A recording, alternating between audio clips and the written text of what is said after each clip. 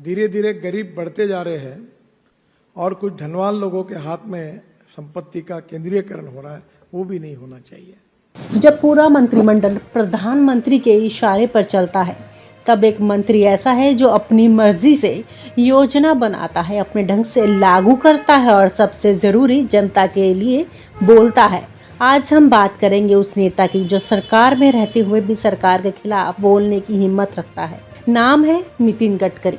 ये कोई सपना नहीं बल्कि सच्चाई है। जब पेट्रोल डीजल के दाम आसमान छू रहे थे, तब एक मंत्री था जिसने सोचा कि आम आदमी का ट्रैवल खर्च कैसे कम किया जाए।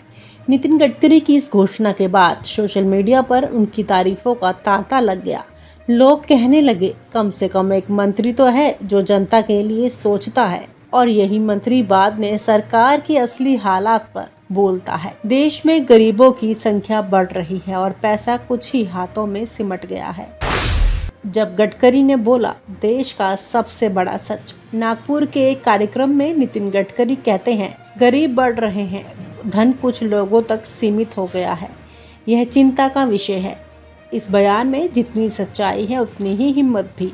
सरकार के मंत्री आमतौर पर कुछ भी प्रधानमंत्री की मर्जी के खिलाफ नहीं बोलते, लेकिन गडकरी ने जो कहा वो जनता की जुबान बन गया। उन्होंने यह भी कहा कि अर्थव्यवस्था ऐसी होनी चाहिए जो गांव और गरीब तक पहुंचे। केवल जीडीपी ग्रोथ आंकड़ों से कुछ नहीं होता। यही वो बयान है जिसने बीजेपी के गलियारों में हलचल मचा दी।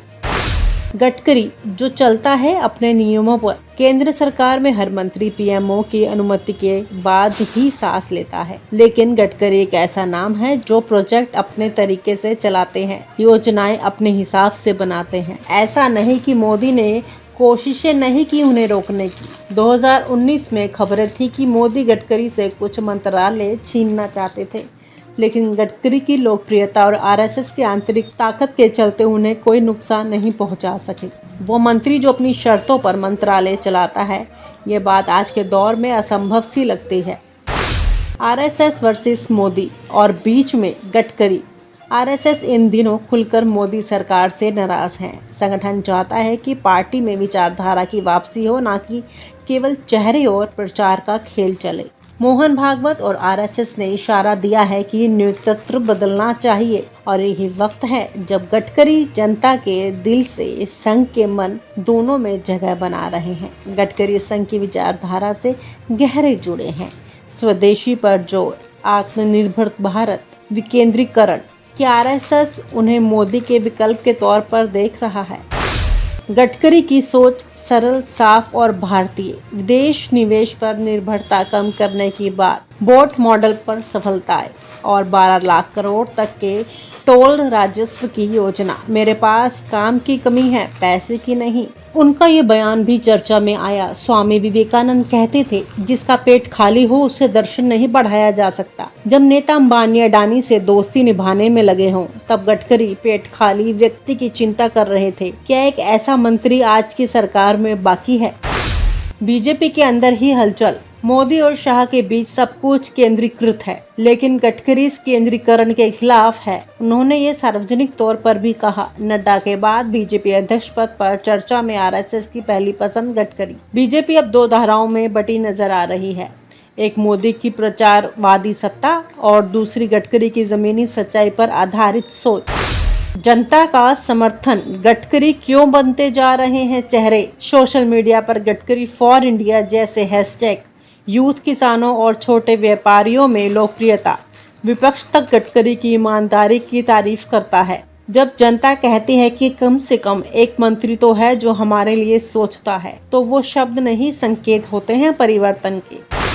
क्या ये संकेत 2029 के लिए है? गडकरी मोदी के खिलाफ खड़े नहीं होते, लेकिन वो अपनी नीति के खिलाफ जरूर बोलते हैं। वह संघ के करीबी हैं, पर वो जनता की नब्ज भी जानते हैं और यही बनाता है उन्हें मोदी का सबसे बड़ा संभावित विकल्प। क्या गडकरी की ये आवाज अंदर से उठी बगावत है? क्या ये बयान देश के उस सच को उजागर करता है जो मोदी सरकार छुपा रही है? क्या गडकरी वही चेहरा है जिनसे बदलाव की उम्मीद की जा सकती है?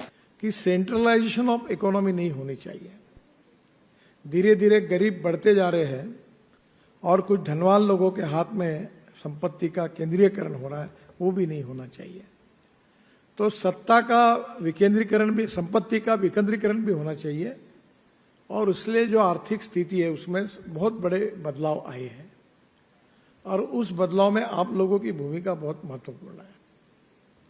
जैसे उदाहरण के लिए मैं रोड सेक्टर में बात करता हूं। मैं जब मंत्री बना महाराष्ट्र में 95 में, तो मैंने पहली बार देश का build operate and transfer BOT project देश का पहला मैंने शुरू किया ठाणे भिवंडी बाईपास।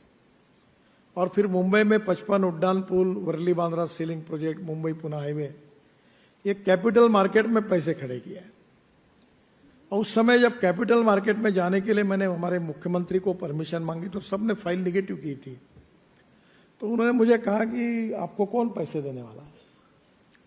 उस समय दो आइकॉन थे आर्थिक क्षेत्र में, एक धीरूभाई अंबानी और रतन टाटा। दोनों से मेरे संबंध भी अच्छे थे और दोनों का मेरे ऊपर बहुत प्रेम था। धीरूभाई थोड़े स्पष्ट बोलने वाले थे, तो उन्होंने बोला, नितिन तुम्हें कौन पैसा देगा और क्यों देगा। और रतन टाटा जी कहते थे बड़े अच्छी भाषा में, I feel it is very impossible, it will not possible. पर मैंने जब हमारे मुख्यमंत्री को कहा कि एक कोशिश करके देखते हैं, अगर पैसा मिलेगा तो ठीक है, नहीं मिला तो मेरा फेलियर हो जाएगा, इससे नुकसान तो कुछ नहीं है। तो उन्होंने आखिर मुझे परमिशन दी और मैं 600 करोड़ पहली बार मुंबई स्टॉक एक्सचेंज में कैपिटल मार्केट में गया था। तो मुझे 1100 करोड़ रुपए मिले, ओवर सब्सक्राइब हो गया। और दूसरी बार जब 500 करोड़ में गया तो मुझे 1200 करोड़ मिले और मैंने ये सब प्रोजेक्ट उसमें से बनाए। पैसे भी वसूल हो गए, प्रोजेक्ट भी बेचे गए और सरकार को 15-20 हजार करोड़ का मुनाफा हुआ, लोग भी खुश हुए, पैसे वालों को भी रिटर्न मिले। और उसके बाद पूरे देश में इंफ्रास्ट्रक्चर में public private investment PPP model है। और आज तो इतने बड़े प्रमाण पर है कि मैं अब इनविट मॉडल में हमारे NHAI के प्रोजेक्ट को लेके गया था, तो 7 दिन का टाइम था और वो बॉन्ड इशू टाइम चालू हो गया और पहले दिन 7 घंटे में वो हमारा इनविट बॉन्ड 7 टाइम्स ओवर सब्सक्राइब हुआ, बरसात पड़ गई पैसे की। तो जब इतने पैसे आए तो मैं 7 घंटे में, तो मेरे मेंबर ऑफ फाइनेंस वो अब रिजर्व बैंक के डिप्टी गवर्नर के लेवल के हैं, तो वो रिजर्व बैंक की है, तो उन्होंने फोन किया, सर आप जल्दी मुंबई आओ। बोला क्यों? बोले बेल बजाकर ये बॉन्ड इश्यू जो है इनविट मॉडल का क्लोज करो। बोला नहीं किया तो क्या होगा? बोले 7 घंटे में 7 टाइम्स ओवर सब्सक्राइब हुआ, अब इतने पैसे आएंगे तो मैं वापस कैसे कर पाऊंगा, ये बड़ा काम हो जाएगा सर, आप तुरंत आओ। तो मैं गोवा में था फैमिली के साथ, दूसरे दिन सुबह के फ्लाइट से मुंबई आया, 10 बजे गया, बेल बजाई और बॉन्ड इशू खत्म कराया। अब मेरे पास पैसे की कोई कमी नहीं है। अब मैं 5 लाख, 7 लाख, 10 लाख बात करता हूं। मैं कभी कभी कहता हूं कि मेरे पास पैसे की कमी नहीं है, पैसा खर्चा करने की कमी है। और मैं पैसा खर्चा कर रहा हूं, यानी कोई आपके भाषा में इकोनॉमिकली वायबल प्रोजेक्ट में कर रहा हूं। आप जैसे DPR तैयार करते हैं ना कि proven technology, economic viability, availability of raw material and marketability of the finish product, वैसे मेरे यहाँ पूरा 100% वायबिलिटी है।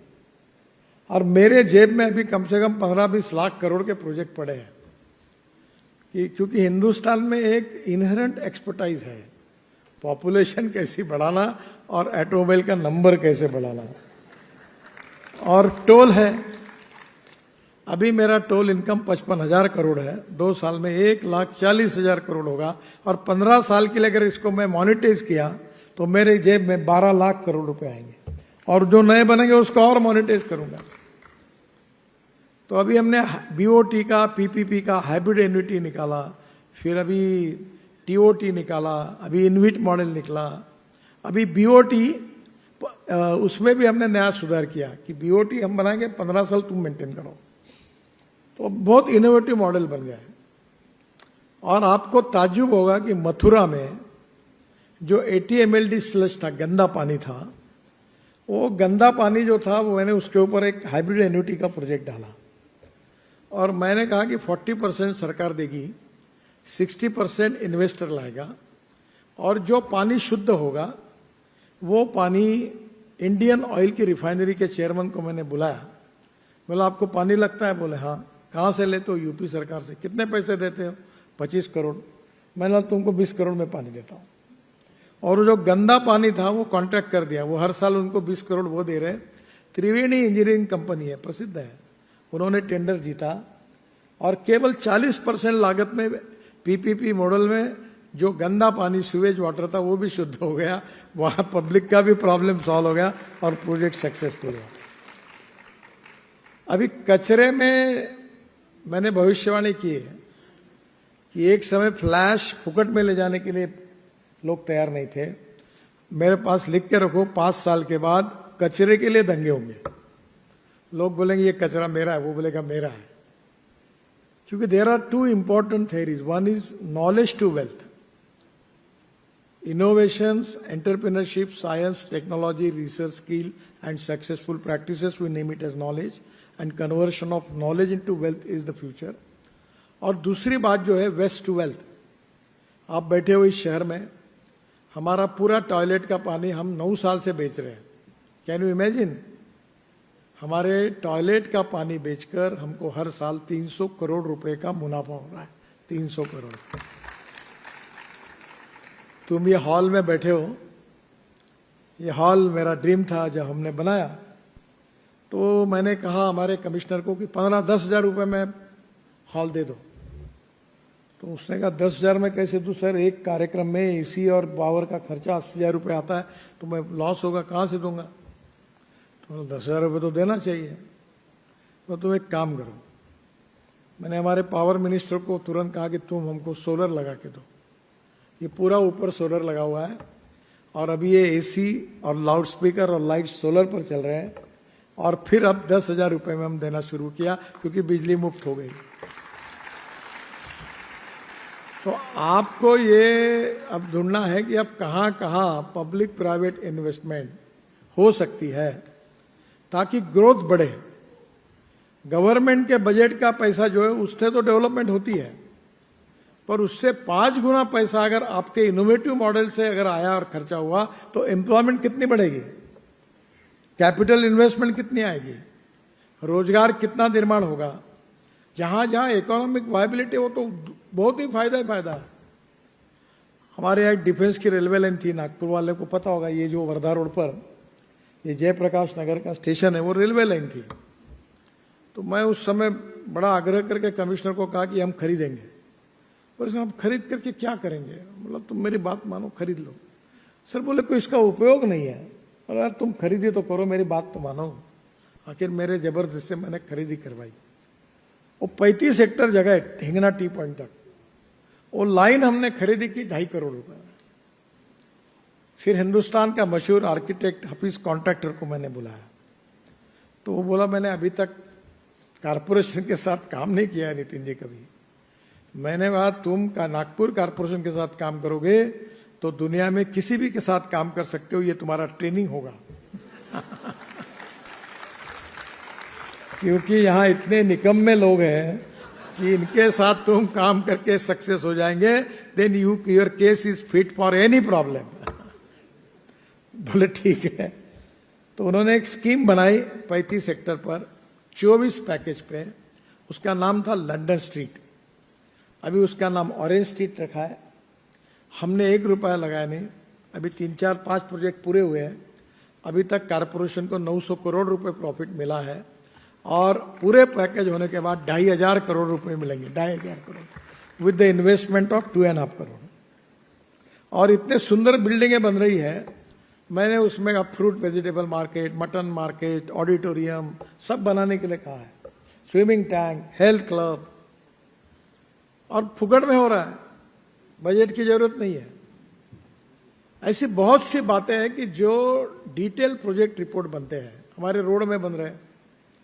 अभी वाटर जो यहाँ 24/7 ड्रिंकिंग वाटर की स्कीम नागपुर में है, वो वर्ल्ड की विवोलिया करके कंपनी है, उनको हमने काम दिया था, तब कोई ना नहीं था इसमें। अब धीरे धीरे सरकारी पैसे के बजाय पब्लिक प्राइवेट इन्वेस्टमेंट ट्रांसपेरेंसी से लाकर प्रोफेशनल मैनेजमेंट में अगर ये प्रोजेक्ट पूरे करते हैं तो अभी बजट से 5 गुना ज्यादा प्रोजेक्ट होंगे, तो कितना काम आपको मिलेगा। और आप हमसे जुड़े रहने के लिए सब्सक्राइब करें YouTube पर, फॉलो करें Twitter पर और लाइक करें Facebook पर। और ज्यादा जानकारी के लिए आपको टाइप करना होगा सिर्फ न्यूज नशा।